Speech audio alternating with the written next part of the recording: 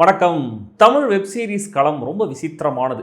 ஒரு பக்கம் ஜீ5 நல்லா இருக்கோ இல்லையோ, மக்களுக்கு பிடிக்குதோ இல்லையோ, சப்ஸ்கிரைபர்ஸ் உள்ளே வராங்களோ இல்லையோ, ஆடினே இருப்பேன் அப்படின்னு சொல்கிற மாதிரி ஃப்ரீக்வெண்ட்டாக ரிலீஸ் பண்ணிட்டே இருப்பாங்க. இன்னொரு பக்கம் அமேசான் பிரைம் இருக்காங்க.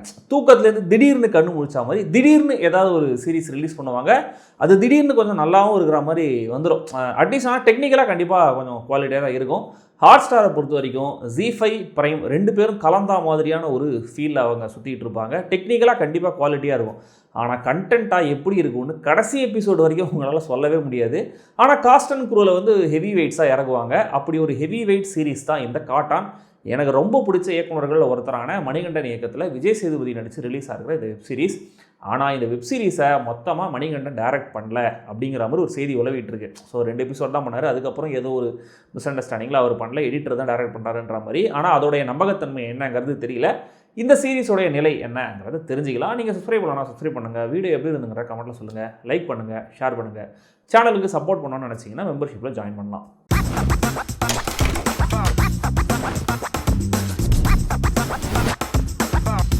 முத்து என்கிற காட்டான் பெரிய வீரம்பட்டிங்கிற கிராமத்தில் ஒரு போலீஸ் ஸ்டேஷன். அந்த ஸ்டேஷனுக்குன்னு சரியாக கேஸ் எதுவும் வரலங்கிறதுனால ஸ்டேஷனையே இழுத்து மூடிலாம் டிபார்ட்மெண்ட்டில் முடிவு பண்ணியிருக்காங்க.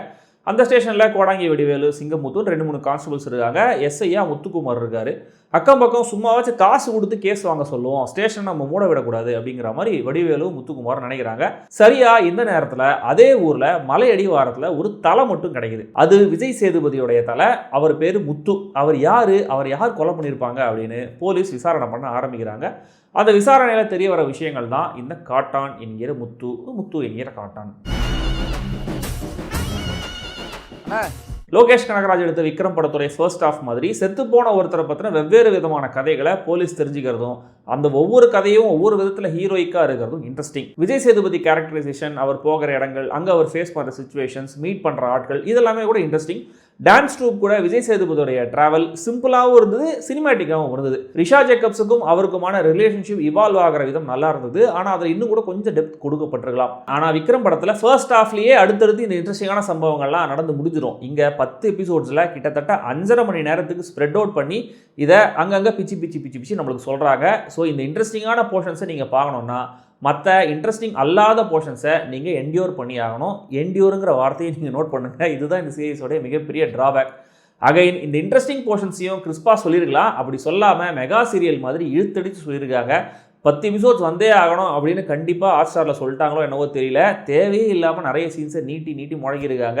டெட் ஸ்லோ பர்னர் அப்படின்னு புதுசாக ஒரு ஜானரில் ட்ராவல் பண்ணியிருக்காங்க. முத்துங்கிற கேரக்டர் யாருங்கிற கேள்வி தான் கடைசி எபிசோட் வரைக்குமே கண்டினியூ ஆகுது. ஸோ அதுவே ஒரு ஹுக்காக நம்ம இன்ட்ரெஸ்ட்டை ஹோல்ட் பண்ணியிருக்கணும். ஆனால் இந்த சீரீஸ் ட்ரீட் பண்ணப்பட்ட விதம், முத்துவை தவிர மற்ற கேரக்டர்ஸ்லாம் எழுதப்பட்ட விதம், நான் லீனியரில் சரியாக ஃபாலோ பண்ண முடியாத அந்த டைம்லைன் ஆஃப் ஈவெண்ட்ஸ், இதெல்லாம் நடக்கிற எதுவுமே நம்ம கூட கனெக்ட் ஆகிடாமல் பார்த்துக்குது. சிவேட்டன்கிற கேரக்டருக்காக முத்துங்கிற கேரக்டர் முக்கியமான சில விஷயங்களை பண்ணுறாரு. ஆனால் அவருக்கும் சிவேட்டன் கேரக்டருக்குமான ஃப்ரெண்ட்ஷிப்பை, ட்ரஸ்ட்டை காட்டுற மாதிரியான காட்சிகள் ஒழுங்காகவே இல்லை. இதே தான் சிந்துங்கிற கேரக்டரோட போர்ஷன்ஸ்லையும் நடக்குது. பேக் ஸ்டோரிஸை தாண்டி ஒரு பாயிண்ட்டுக்கு மேலே முத்து கேரக்டருடைய ட்ராவலும் ரொம்ப கிளீஷேவாக ஃபீல் ஆக ஆரம்பிக்குது.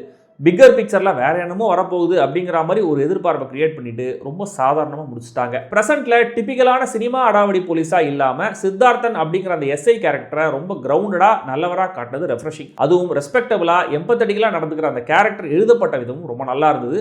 முத்துக்குமார் இந்த ரோலை ரொம்ப நல்லா கேரி பண்ணியிருந்தார். உள்ளூர்லேயே வேலையை தக்க வச்சுக்கணும்னு நினைக்கிற காளை பாண்டியன், இந்த ஸ்டேஷனை சீக்கிரமாக மூடிட்டு வேறு ஸ்டேஷனில் போய் சம்பாதிக்கலாம் நினைக்கிற தங்கமுடின்னு இந்த உலகம் தொடக்கத்துக்கு மட்டும் நல்லா எழுதப்பட்டிருக்கு. ஆனால் போக போக காளை பாண்டியனுடைய இந்த ஃபேமிலி சம்மந்தப்பட்ட காட்சிகள் எந்த விதத்துலையுமே கதையோட ஒட்டவே இல்லை, இன்ட்ரெஸ்டிங்காகவும் இல்லை.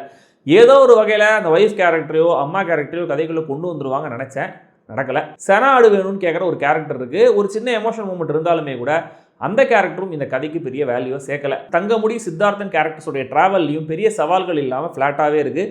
6th 7th எபிசோட்ஸ்லேயே கொஞ்சம் பொறுமை இழந்து 1.5 XPயில் நான் பார்க்க ஆரம்பிச்சிட்டேன். சீரிஸோட ரிவியூவில் இருக்கிற ஸ்மார்ட்னஸ் நல்லா இருக்குது. அது புரிஞ்சாலுமே கூட எண்டிங் ஸ்மூத்தாக இல்லை, ஒரு மாதிரி குழப்படிச்சிருக்காங்க.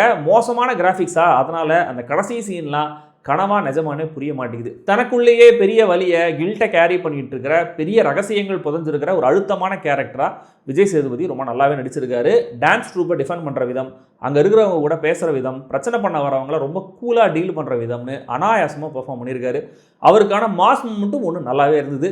கோடாங்கி வடிவேலு, விஜய் பார்வதி, பாலாஜி சக்திவேல், சிங்கம் புலி, முகேஷ், அபி நக்ஷத்ரா, கலைவாணி பாஸ்கர், இர்ஷத் அலின்னு எல்லாருமே நல்லா நடிச்சிருந்தாங்க.